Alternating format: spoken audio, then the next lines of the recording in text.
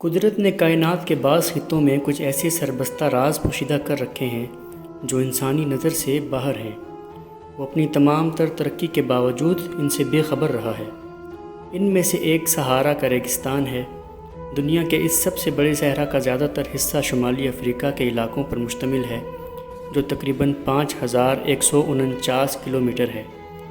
یہ علاقہ مصر سے سوڈان تک، جبکہ مغرب میں ماریتانیہ اور اسپین کی سرحدوں تک چلا جاتا ہے۔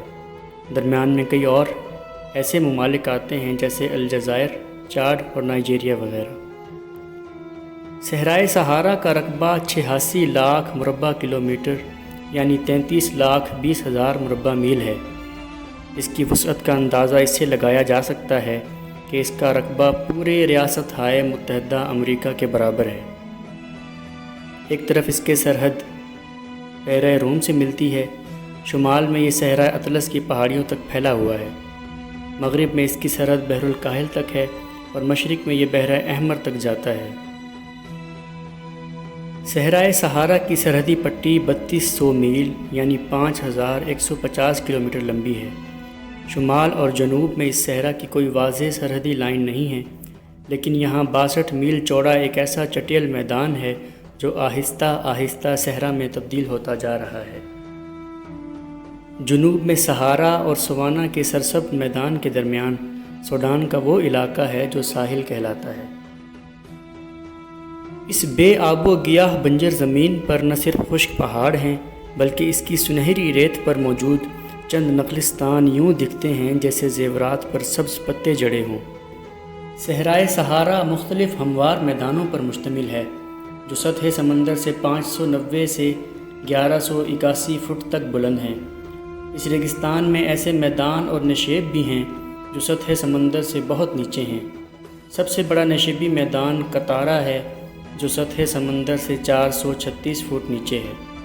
مجموعی طور پر صحارا باقی بر اعظم افریقہ سے نشیب میں واقع ہے۔ اس ریگستان میں پہاڑوں کے دو سلسلے ہیں، ایک 11,204 فٹ بلند اور دوسرا 9,852 فٹ بلند ہے۔ یہ صحرا افریقہ کے 10 ملکوں میں منقسم ہے۔ شمال میں مراکش، الجزائر، تیونس، لیبیا اور مصر ہیں۔ جنوب میں ماریتانیہ، مالی، نائجر، چاڈ اور سوڈان ہیں۔ اس کا ایک 11واں علاقہ بھی ہے جس کے بارے میں ماریتانیہ اور مراکش میں تنازع ہے۔ یہ علاقہ مغربی صحارا کہلاتا ہے۔ اکثر لوگ صحارا کو ریت کا ایک نہ ختم ہونے والا سمندر سمجھتے ہیں، جس میں اڑتی ہوائیں اس ریت کو ٹیلوں میں تبدیل کرتی رہتی ہیں۔ در حقیقت ہوا جس انداز میں ریت کو ٹیلوں میں تبدیل کرتی ہیں اس سے یہ ایک حسین منظر بھی بن جاتا ہے۔ یہ ٹیلے 755 فٹ کی بلندی تک ہوتے ہیں اور ان کی شکلیں مختلف ہوتی ہیں۔ زیادہ تر علاقے کا موسم گرم اور خشک ہے۔ یہاں ریت کے ٹیلے آگ کی مانند تپتے رہتے ہیں۔ خاص کر باہر سے داخل ہونے والی نسبتاً ٹھنڈی ہوائیں خشک اور مربوط ماحول کے باعث گرم جھکڑوں میں تبدیل ہو جاتی ہیں۔ یہ یقین کرنا مشکل ہے کہ دن کے وقت یہاں درجہ حرارت 183 فارنہائٹ تک ہو جاتا ہے۔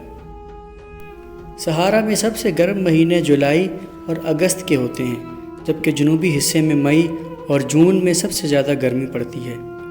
ایک طرف دن کے وقت موسم اتنا گرم ہو جاتا ہے تو دوسری طرف راتیں انتہائی ٹھنڈی ہوتی ہیں۔ رات کو درجہ حرارت غیر معمولی طور پر گر جاتا ہے اور شمال کے بلند علاقوں میں برف تک جم جاتی ہے۔ تیز دھوپ کے علاوہ صحارا کے موسم کی ایک اور اہم خصوصیت ہے وہ تیز ہوا جو روز چلتی ہے اور اپنے ساتھ ریت اور مٹی کا طوفان لے کر آتی ہے۔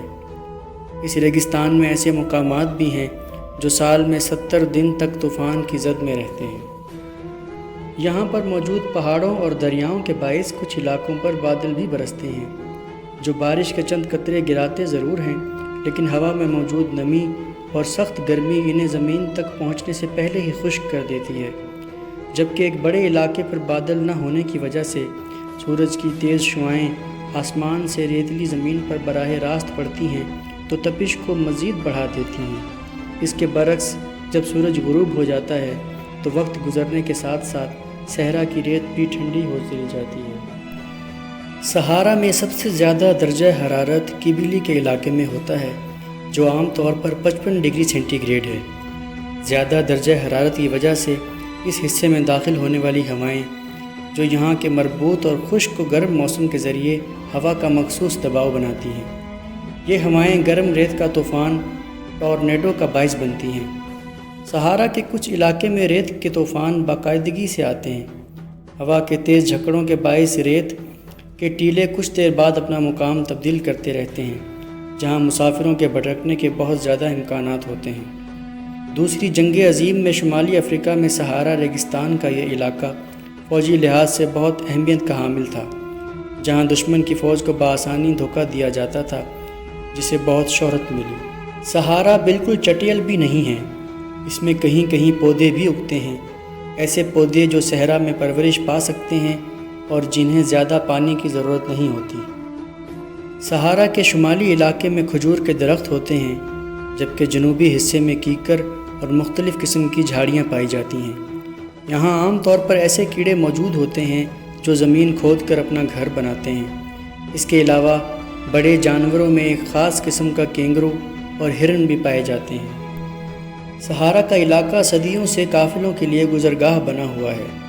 یہ علاقہ ہمیشہ سے ہی ایک ریگستان نہیں تھا، اس کے موسم میں مختلف ادوار میں تبدیلیاں آتی رہی ہیں۔ اس کا موجودہ موسم 3000 قبل مسیح سے شروع ہوا۔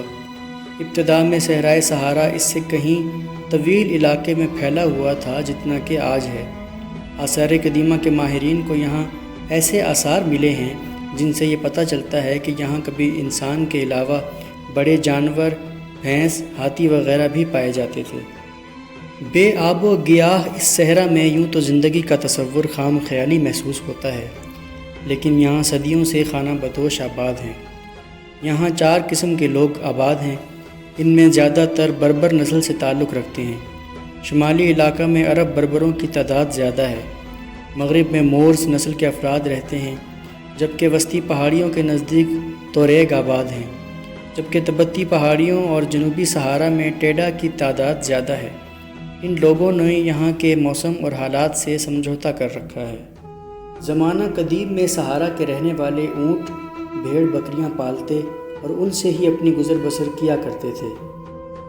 طاقتور قبیلے ہی صحرا پر حکمرانی کرتے، نخلستانوں کا تمام انتظام اپنے ہاتھ میں رکھتے اور صحرا سے گزرنے والے قافلوں سے تمام کاروبار کرتے تھے۔ خاص طور پر توریگ اپنی بہادری، شجاعت اور جنگجوانہ خوبیوں کی وجہ سے مشہور تھے۔ صدیوں تک صحارا کا راستہ ہی ایسا ذریعہ تھا جس سے گزر کر افریقہ کے باشندے افریقہ کی شمالی بندرگاہوں تک پہنچتے اور اپنے ساتھ سونا، ہاتھی دانت اور نمک لاتے اور تجارت کیا کرتے تھے۔